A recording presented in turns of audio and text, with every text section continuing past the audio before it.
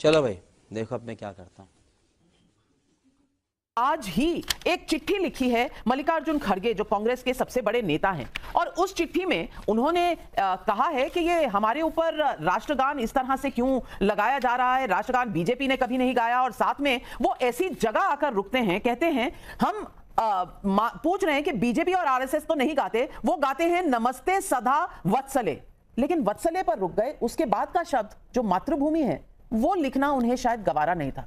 ये मातृभूमि राष्ट्रगान से इतनी चिढ़ क्यों?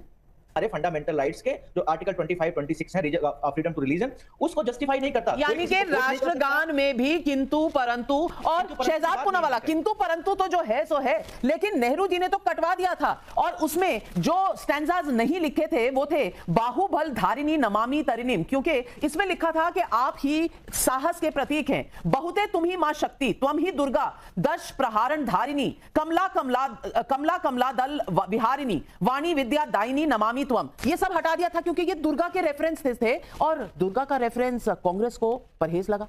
देखिए, हास्यास्पद है कि आज की तारीख में कांग्रेस पार्टी वंदे मातरम और राष्ट्रगीत का क्रेडिट लेना चाहती है। तो मैं पूछना चाहता हूं उनसे सबसे पहले, भाई 1875 से लेकर 1937 तक वहां तो फुल वंदे मातरम गाया जाता था ना, और जिस सेशन का आपने जिक्र किया जहां पर रविंद्रनाथ टैगोर जी ने इसको गाया, तो उस समय पर प्रेसिडेंट कौन थे कांग्रेस पार्टी के? रहमतुल्लाह सयानी, मुसलमान थे, उनको तो कुछ ऐसी बात नहीं लगी। महात्मा गांधी ने 1915 में बोला कि इससे ज्यादा शुद्ध राष्ट्रवादिता का परिचय मिल ही नहीं सकता, हिंदू मुसलमान दोनों इसको गाते हैं। भीकाजी कामा हो या हमारे क्रांतिकारी हो, सभी ने इसको अपनाने का काम किया, परंतु 1937 में नेहरू जी ने इसको 70% काट दिया, और क्या कहते हैं कि इसकी पृष्ठभूमि से मुसलमान विचलित होंगे। इसके शब्द बहुत मुश्किल है। फिर कहते हैं कि कुछ सब्सटेंस तो है, जब लोग कहते हैं कि ये सांप्रदायिक है। कौन लोग थे? मोहम्मद अली जिन्ना और मुस्लिम लीग। और फिर राजेंद्र प्रसाद जी को पत्र लिखते हैं 1947 में कि इसको कतई ही हम नेशनल सॉन्ग नहीं बना सकते, राष्ट्रगीत की तरह नहीं स्वीकार सकते। और आज की कांग्रेस की बात करते हैं, नरका जी कहां इतिहास में जाए। आज की कांग्रेस में मुझे बता दीजिए कि 2019 में सिद्धरमैया जी और मध्य प्रदेश की सरकार ने इसका विरोध किया कि नहीं किया? सिद्धरमैया जी 2022 में कहते हैं कि इसको गाने की क्या आवश्यकता है। आरिफ मसूद आपके विधायक मध्य प्रदेश से कहते हैं कि ये मेरे इस्लाम के खिलाफ है। जब 2022 में महाराष्ट्र की बीजेपी की सरकार कहती है कि वंदे मातरम से संबोधन होगा सरकारी कर्मचारियों का, हेलो नहीं बोलेंगे, तो कांग्रेस उसका विरोध करती है। और यही कांग्रेस पार्टी के सहयोगी दल, चाहे अबू आजमी हो, रईस शेख हो, ये दोनों कहते हैं कि मेरा इस्लाम खतरे में आ जाएगा अगर मैंने वंदे मातरम बोला,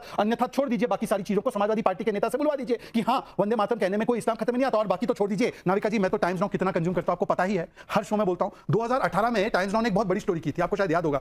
बीडी कल्ला राजस्थान कांग्रेस के बड़े नेता बोलते हैं भारत माता की जय मत बोलो, सोनिया माता की जय बोलो। तो इसीलिए राष्ट्रीयता के हर परिचय के खिलाफ कांग्रेस पार्टी हमेशा रही है, और इसीलिए हजरतबल में भी जब राष्ट्रीय स्तंभ मतलब नेशनल एम्बलम को डेसिक्रेट किया गया तो कांग्रेस ने बोला एक छोटी मोटी बात है, इसको भूल जाइए। मैं आपको जजमेंट दिखा रही हूं सुप्रीम कोर्ट का। दीपक मिश्रा जी के कोर्ट में यह कहा गया था कि नेशनल पॉलिसी होनी चाहिए, राष्ट्रगान पर कभी भी कोई कंट्रोवर्सी नहीं हो सकती, कोई कॉन्ट्रडिक्शन नहीं हो सकती। इसीलिए राष्ट्रगीत में जिस गीत को सुनकर इस देश में हवा चली, और इस तरह की हवा चली कि ब्रिटिश राज को उखाड़ कर उसने रख दिया, उस राष्ट्रगीत से परहेज, उसमें धर्म पर कैसे आंच आ गई, मैं तो आज ये पूछना चाहती हूं।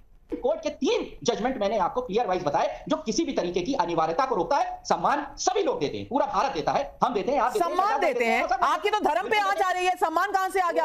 अबू आजमी हो या आजम खान हो, उन्हें तो धर्म पर आंच आने का इतना डर सताने लगा है, सम्मान कहां से आ गया? शहजाद पूनावाला, देखिए, सबसे पहले तो तारिक खान साहब, तारिक जी आपने अपनी बात रखी, मैं भी अपनी बात रख लूं। तारिक खान साहब ने सुप्रीम कोर्ट में जो आस्था प्रकट की है, भाई 3 तलाक का फैसला आता है, वक्फ का फैसला आता है, सीए का फैसला आता है, एसआर का फैसला आता है, तो उसी सुप्रीम कोर्ट को धता बताते हैं। चलिए, सुप्रीम कोर्ट का आपने हवाला दिया है, तो सुप्रीम कोर्ट किसके तहत काम करता है? संविधान। और झारखंड में जो कांग्रेस और एमजीबी और इंडिया अलायंस के मंत्री है हाफिजुल हसन, बोलते हैं मेरे लिए तो शरिया सबसे ऊपर है। अच्छा, आपकी स्पेसिफिक बात करते हैं ना, आपने कहा सम्मान देना है, राष्ट्रगीत है, संविधान की सभा ने तय किया हुआ है, तो जब वंदे मातरम समापन पर बजता है हमारे विधानसभा के सत्र में, तब अबू आजमी बोलते हैं कि मैं खड़ा नहीं हूंगा, ये मेरे धर्म के खिलाफ है। अब बताइए कि क्या मजहब आपके लिए ज्यादा बड़ा है या संविधान आपके लिए बड़ा है, और खास करके एक विधायक के लिए? असीम वकार जी, ये हर मुद्दा जो भारत का मुद्दा है, चाहे वो सेंगोल हो, चाहे वो शस्त्र पूजा हो, चाहे वो राष्ट्रीय गान हो, ये हर चीज पर इतनी मुखालफत क्यों होती है? मैं पूछना चाहती हूं कि आप खुद कहते हैं, ओवैसी जी खुद कहते हैं कि मुझसे बड़ा हिंदुस्तानी कोई नहीं है, तो हिंदुस्तान का ही तो ये गीत है, और ये राष्ट्रगीत जो है, ये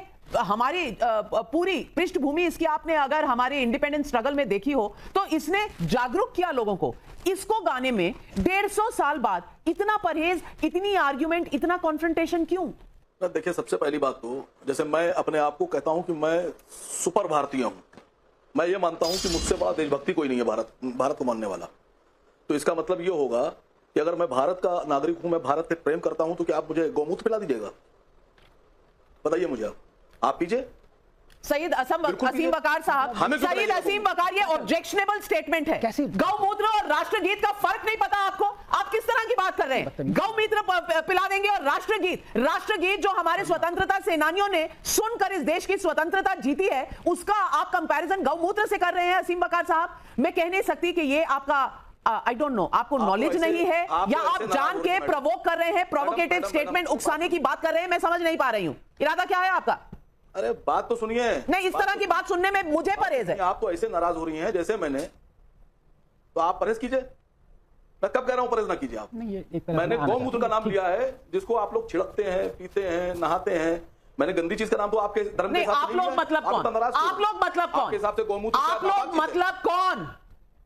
आपकी बात कर रहा हूं। नहीं, मैंने कभी गौमूत्र को नहीं अपनाया है और मैं ना आपको ये इजाजत देती हूं कि आप इक्वेट करें कि हम जैसे लोग क्या करते हैं और क्या नहीं करते। हम आपके इस यूनिफॉर्म धारा में नहीं बैठ रहे। मैडम, जैसे आप हमारी यूनिफॉर्म धारा में नहीं बैठ रही है, वैसे ही हम भी आपकी यूनिफॉर्म धारा में नहीं। तो बिठाने की कोशिश मत कीजिए, आप अपनी बात रखिए। जैसे आप भी बिठाने की कोशिश मत कीजिए। बात को समझिए। जिस आदमी ने ये गाना लिखा, गीत लिखा, उस आदमी ने 1869 से लेकर और 1891 तक अंग्रेजों की पूरी वफादारी के साथ नौकरी की। कभी अंग्रेजों का विरोध नहीं किया। आप लोग यहां कह रहे हैं कि कांग्रेस के अधिवेशन में ये गाया गया। मुझे बहुत अफसोस के साथ कहना पड़ रहा है, वही कांग्रेस की बात हो रही है जिसको 1885 में अंग्रेजी हुकूमत के ईस्ट इंडिया कंपनी और ब्रिटेन के एक बहुत वफादार serviceman Allan Octavian Hume, William Wedderburn और जॉन जर्डाइन ने कांग्रेस को बनाया। और हिंदुस्तान के लोग इसलिए कांग्रेस का विरोध कर रहे थे, वो कह रहे थे कि इन्हीं अंग्रेजों से तो हम अपनी आजादी की लड़ाई लड़ रहे हैं, इन्हीं अंग्रेजों से तो हमको देश आजाद कराना है, इनकी पार्टी में जाएंगे। 1885 में बॉम्बे के गोकुलदास तेजपाल संस्कृत वंदे मातरम पर आ जाइए। मैं कांग्रेस की हिस्ट्री जानने के लिए नहीं बैठी हूं। सुनिए मैडम, मैं मैडम उसी पे आ रहा हूं। जो अंग्रेजों के लिए काम कर रहे थे उन्होंने लिखा, जो अंग्रेजों ने किया उनके इशारे पर कांग्रेस पार्टी बनाई गई और उसी पार्टी में इसको गाया गया। आप लोग ये बताइए पहले तो कि आप अंग्रेजों के खिलाफ थे या अंग्रेजों के साथ थे? पहले तो ये तय कर लीजिए। आप लोग कौन? आप कहां के हैं? चांद से उतरे हैं? आनंद रंगनाथन, ये लहजा क्या है? असीम वकार साहब का लहजा आपने देखा? लहजे में तो ऐसे कर रहे हैं आप और हम, जैसे हम भारतीय हैं तो ये किसी और प्लेनेट से आए हैं। और ये सब जो गौमूत्र की बात है, ये जानबूझकर एक तरह से नीचे दिखाने की कोशिश नहीं है। नहीं, देखिए, आपको समझना पड़ेगा इनकी सोच कैसी है। मैं जो भी इन्होंने कहा ये एकदम एक्चुअली ठीक कहा है। ये जो भी कह रहे हैं वकार साहब, ये अब देखिए प्लीज, अब मैं सुनता रहा आपकी बात, ये अच्छी बात नहीं कि आप डिस्टर्ब करें प्लीज। मैं आपसे एग्री कर रहा हूं क्योंकि जो आपकी सोच है ये आपको सिखाया गया है। अदरिंग जो होती है ना, दूसरा आदमी, अब जैसे अब ये लोग अब ऊंट का मूत्र पी सकते हैं, पर मैं ये नहीं कहूंगा कि ये पीते हैं। बहुत सारे मुसलमान जो हैं, मेरे भाई बहन हैं, वो ऊंट का मूत्र पीते हैं। अब मुझे पता नहीं कि वकार साहब पीते हो ना पीते हो, लेकिन मैं हर किसी को तो नहीं कहूंगा ना हर मुस्लिम ऊंट का मूत्र पीता है। इन्होंने अदरिंग कर दी, ठीक है, करने दीजिए। लेकिन ये 2-3 चीजें जो कह रहे हैं, बंकिम को कह रहे हैं कि ब्रिटिश अंग्रेजों का स्टूज थे, इनको शायद पता ना हो, इनकी नॉलेज हो सकता है इतनी ज्यादा ना हो। सर सैयद अहमद खान ने कहा था 1857 का जो वॉर है वो हरामजादगी थी, और उन्होंने कहा था मेरा बस चले, नेशनल टेलीविजन अब मैं सर सैयद को कोट कर रहा हूं, मैं अब मेरे वर्ड्स नहीं है please. Okay, I am very particular about this, fact check करिएगा, इसका इंग्लिश और भी खराब है। उन्होंने कहा था मेरा बस चले तो अंग्रेज को कभी भारत छोड़ के नहीं जाना चाहिए, सर सैयद ने कहा था। वो ये कोट नहीं करेंगे, लेकिन मैं मुद्दे पे आना चाहता हूं। देखिए, ये मुसलमानों की इंसल्ट नहीं है जो हो रहा है, आप प्लीज समझिए। ये हिंदुओं की इंसल्ट है। जो हमारा नेशनल सॉन्ग, हमारा ग्रेटेस्ट गान जो हमारा है सॉन्ग, वो कर्टेल किया गया। ये मैं कभी भी किसी को, वकार साहब ने एकदम ठीक कहा, आपको जो करना है करिए, हमें करने दीजिए, वो तो हमें पता ही है जो करना है करेंगे। इनको तो डिक्टेट किया गया है। मैं किसी को, नाविका देखिए, पहली बात आप समझिए, जो इस देश से प्यार करता है आप कभी उसको फोर्स नहीं कर सकते कि वो देश से प्यार करे, और जो इस देश से प्यार नहीं करता आप कितना भी फोर्स कर दीजिए वो कभी देश से प्यार नहीं करेगा। अब ये देखिए, जो मौलाना वहीदुद्दीन खान जो हैं, जो पद्म विभूषण मिला हुआ है उनको, उन्होंने कहा मादरे वतन कह सकते हैं, कोई प्रॉब्लम नहीं है। अभी आपने एक स्पोक्स पर्सन लाया, उन्होंने कहा कि जो भारत को मां समझता है वो अपनी मां को के प्रति इंसल्ट करता है। तो ये सोच ये दिखाती है कि इनका जो नजरिया है वो अलग है। अब मैं 30 सेकंड में वंदे मातरम पे आऊंगा। मैं क्यों कह रहा हूं कि ये मुस्लिम्स की इंसल्ट नहीं है, मैं कह रहा हूं कि ये नहीं गाना चाहते मत गाइए, लेकिन वंदे मातरम सॉन्ग क्या है? ये एक जिसे कहते हैं अम्बिलिकल कॉर्ड है नाविका, हमारे लिए गर्भनाल जिसे कहते हैं, ये बताता है हम कौन है, हम कहां से आए हैं, हमारे लिए सिंबलिज्म क्या है भारत माता का। अगर ये नहीं समझना चाहते वो ये ना समझे, लेकिन हिंदुओं को डिस्क्रिमिनेट करके उनके मोस्ट प्रेशियस पैराग्राफ्स क्यों हटाया गया नेहरू ने, जिना की डिमांड पे? वो भी मुझे मोदी जी पे और बीजेपी पे गर्व भी है और गुस्सा भी है। गर्व क्यों है? क्योंकि वो ये बात समझते हैं। आज भी उन्होंने वही कहा कि देखिए कांग्रेस के तुष्टीकरण के चक्कर में उन्होंने पैराग्राफ हटाए, लेकिन गुस्सा इसलिए है कि उनके पास पावर है, वो वापस लाएंगे, वो ये एक रेजोल्यूशन लाएं कि ये पैराग्राफ जो हटाए नेहरू ने जिन्ना की डिमांड बिगिनिंग है एक नए डिबेट का। हिंदू राष्ट्र की बात की थी आनंद रंगनाथन, ये कॉन्टेक्स्ट क्यों भूलते हैं? मैं बताता हूं, क्योंकि इनको लगता है कि बाकी सारे पैनलिस्ट भी इनकी तरह ही अनपढ़ हैं या इलिटरेट ज्यादा जानते नहीं है। कह रहे हैं ये देश संविधान से चलेगा। भैया फर्स्ट अमेंडमेंट कौन लाया संविधान में? हमारी फ्री स्पीच को कटेल किसने किया? जवाहरलाल नेहरू। और ये बात जो अंग्रेजों की बात कर रहे हैं ना, मैं इनको ये बता दूं कि जब विभाजन होना था तो अंबेडकर जी ने क्या कहा था कि यहां पे देश में दंगे तब तक होते रहेंगे हिंदू मुस्लिम्स में जब तक पूरा पॉपुलेशन एक्सचेंज नहीं हो जाता। इनकी हिम्मत है अंबेडकर को क्रिटिसाइज कर दें, जितने पैनलिस्ट बैठे हैं, और अंबेडकर भी वाइसरॉय के कैबिनेट में थे। इनकी